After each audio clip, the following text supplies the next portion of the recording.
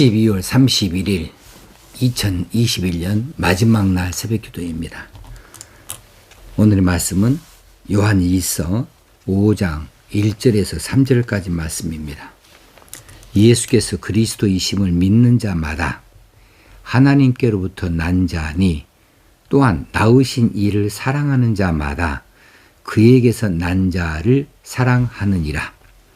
우리가 하나님을 사랑하고 그의 계명들을 지킬 때에 이로써 우리가 하나님의 자녀를 사랑하는 줄을 아느니라. 하나님을 사랑하는 것은 이것이니 우리가 그의 계명들을 지키는 것이라. 그의 계명들은 무거운 것이 아니로다. 아멘. 2021년 마지막 날 새벽입니다.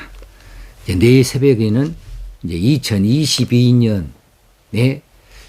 새해를 여는 그런 새벽이 되겠습니다. 2021년을 어떻게 살아보셨습니까?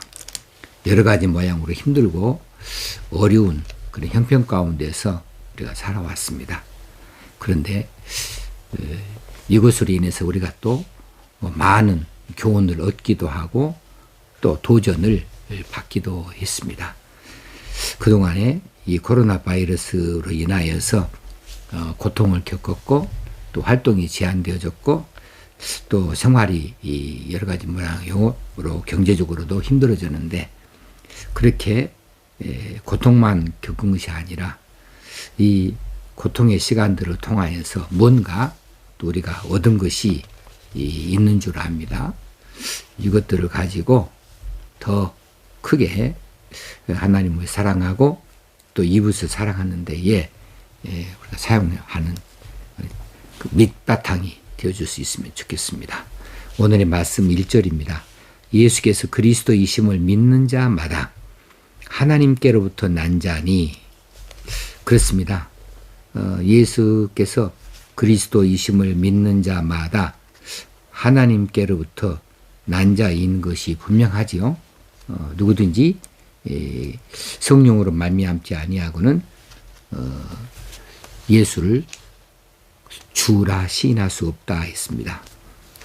하나님께로부터 난 자가 예수가 그리스도의 되어지심과 우리의 죄를 대속하여서 십자가에서 죽어주신 분이라는 사실을 믿게 되어지고 그분을 나의 주인이다 이렇게 고백하게 되어지는 거죠.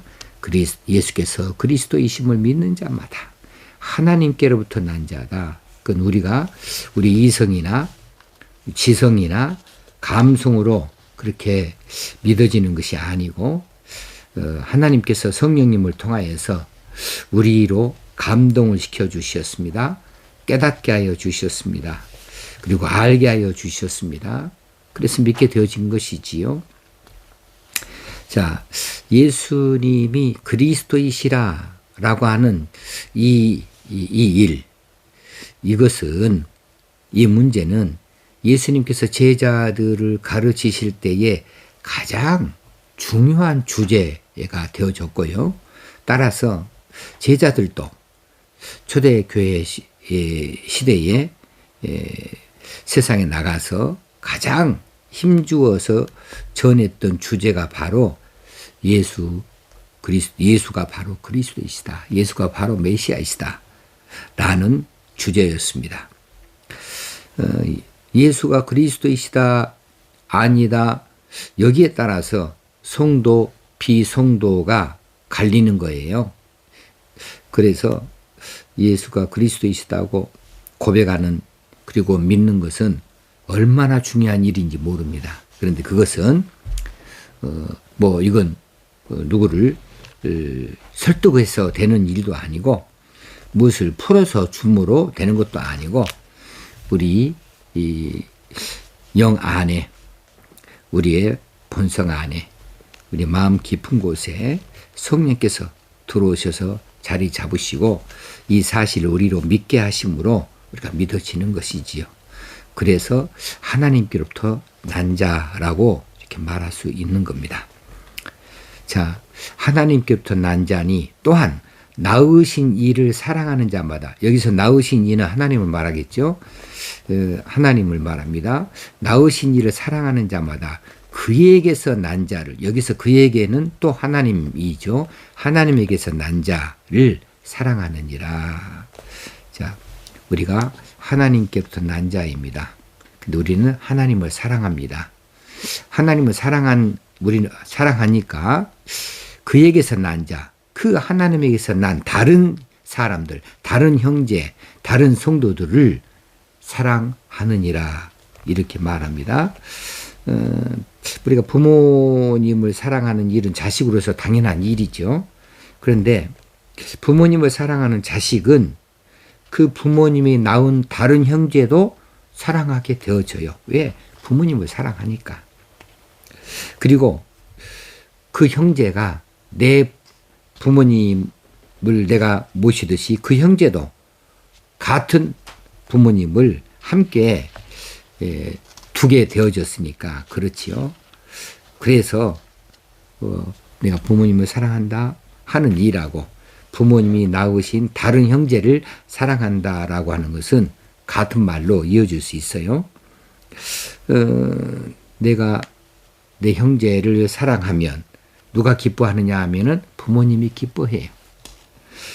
형제 사이가 다툼이 있으면은 누가 슬퍼하느냐 하면은 부모님에게는 아무런 해가 안 갔는데도 불구하고 부모님이 슬퍼하세요. 형제끼리 미워하게 되면 부모님이 슬퍼하시거든요. 근데 형제끼리 사랑하면 부모님이 기뻐하세요. 자, 부모님이 기뻐하시는 그 일, 그것은 내가 내 형제를 사랑하는 일이다라는 사실입니다. 자, 2절에 넘어갑니다. 우리가 하나님을 사랑하고 그의 계명들을 지킬 때에 이로써 우리가 하나님의 자녀를 사랑하는 줄 아느니라. 자, 여기 2절에서는요. 요한 사도가 지금까지 계속해서 주장해 왔던 것과 좀 다른 형식으로 말씀을 전하고 있습니다. 자, 뭐냐 하면 지금까지는 형제를 사랑하는 것이 곧 하나님을 사랑하는 것이라고 증명을 했습니다. 그런데 본절에서는 거꾸로 뒤집어서 거꾸로 말씀을 하세요. 하나님을 사랑하고 그의 계명을 지키는 것이 형제 사랑의 증거라는 거죠. 그것이 하나님의 자녀를 사랑하는 줄로 아는 것이라고 하는 거죠. 자, 이 두 가지가 다르지 않아요. 서로 다르지 않습니다. 단지 강조점이 어디에 있느냐, 이 강조점의 차이일 뿐이에요. 자, 분명한 메시지는 바로 이겁니다. 성도에게 있어서 형제 사랑은 너무나 중요한 일이다. 그리고 그 형제 사랑하는 일, 그 일은 하나님의 사랑에 근거해 있다. 근거를 두고 있다라고 하는 거예요. 자, 3절에 하나님을 사랑하는 것은 이것이니 우리가 그의 계명들을 지키는 것이라. 그의 계명들은 무거운 것이 아니로다. 그랬습니다. 계명이 또 나옵니다. 2절에서는 우리가 하나님을 사랑하고 그의 계명들을 지킬 때에 우리가 하나님 자녀를 사랑하는 줄을 안다고 그랬는데 여기서 하나님 자녀는 나 말고 다른 성도를 말합니다. 다른 성도를 사랑하는 줄 아느니라 이랬는데 3절에 가서 하나님을 사랑하는 거 그의 계명을 지키는 거 이것을 구체적으로 말해줘요. 하나님을 사랑하는 것이 무엇이냐 이것이다. 우리가 그의 계명들을 지키는 것이라. 자, 이건 요한복음에서 한결같이 주장하는 말씀이죠. 요한복음에서 하나님을 사랑하는 것을 무엇으로 증명해 버리냐 그러면 그의 계명을 지키는 것으로 하나님을 사랑하는 것을 우리가 나타낼 수가 있다 그랬습니다. 그런데 그의 계명들은 무거운 것이 아니로다 그랬어요. 자, 계명을 지키는 것. 이 계명은 결국은 무엇이냐 하면 이 계명을 따지고 올라가면 어디로 가느냐 하면 십계명으로 올라갑니다. 근데 십계명도 따져서 보면은 하나예요. 뭐냐면 사랑입니다. 사랑. 십계명에서 하나님 사랑과 이웃 사랑이 나옵니다. 그래서 결국은 계명의 결국은 무엇이냐면 사랑이다. 하나님 사랑, 이웃 사랑이다. 모든 계명은 이 사랑과 연결되어져 있다는 거예요. 그래서 하나님을 사랑하고 그 계명을 지킨다. 이 계명을 지키는 일은 무엇으로 가능하냐? 사랑으로 가능하다. 이 계명에서 요구하는 것이 무엇이냐? 사랑을 요구하고 있다라고 하는 거예요. 그래서 하나님을 사랑하는 것은 이것이다. 그분의 말씀으로 순종하는 거죠. 그 말씀에 순종하는 것이 뭐냐면은 그분의 계명, 그분의 지침을 우리가 지키는 거예요. 이것이 하나님을 사랑하는 것이다. 그럼 그의 계명이 무엇이냐 하면 사랑이다. 하나님 사랑, 위로는 하나님 사랑, 그리고 옆으로는 이웃사랑으로 최종 결론을 지을 수 있는 것이죠. 자, 그래서 우리가 계명을 다 지켰다라고 하는 증거는 무엇으로 나타내 보일 수 있냐면 우리가 서로 사랑했습니다. 이것으로 증명해 보일 수 있는 거죠. 계명은 수없이 많아요. 그런데 이 계명 안에 들어있는 정신은 딱 하나예요. 사랑이에요. 이 사랑이라는 이 주제 하나를 가지고 계명들은 여러 가지로 풀어놓았어요. 규정을 해놓았어요. 이렇게 하지 말아라, 이렇게 해라. 결국은 사랑을 말하고 있는 겁니다. 그래서 계명을 지키는 것, 이거는 사랑을 실천한 것이라 말할 수 있겠습니다. 우리가 하나님을 사랑하고 그의 계명을 지킬 때에 이로써 우리가 하나님의 자녀를 사랑하는 줄을 아느니라. 우리 이웃을 사랑하는 것, 다른 성도를 사랑하는 줄을 아느니라. 3절에서 하나님을 사랑하는 것은 이것이니 우리가 그의 계명들을 지키는 것이라. 그의 계명들은 무거운 것이 아니로다. 사랑하는 것이라는 사실이에요. 자, 2021년 마지막 말씀을 이 사랑으로 맺음을 갖습니다. 우리가 2021년도에 사랑하지 못했습니다. 함께 모이지를 못했고 다정한 이들 만날 수도 없고 함께 식사할 수도 없었고 그렇습니다. 그럴 기회를 많이 갖지 못했어요. 그런다고 해서 우리가 사랑이 식어진 것은 아니었습니다.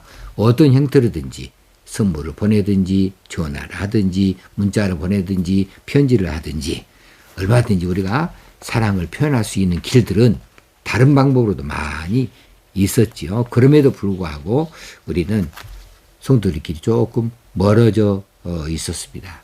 2022년에는 우리가 가까이 다가와서 함께 예배하고 함께 살피고 함께 이렇게 사랑을 나눌 수 있는 그런 기회들을 많이 가질 수 있어야만 하겠습니다. 그런 한 해를 기대합니다.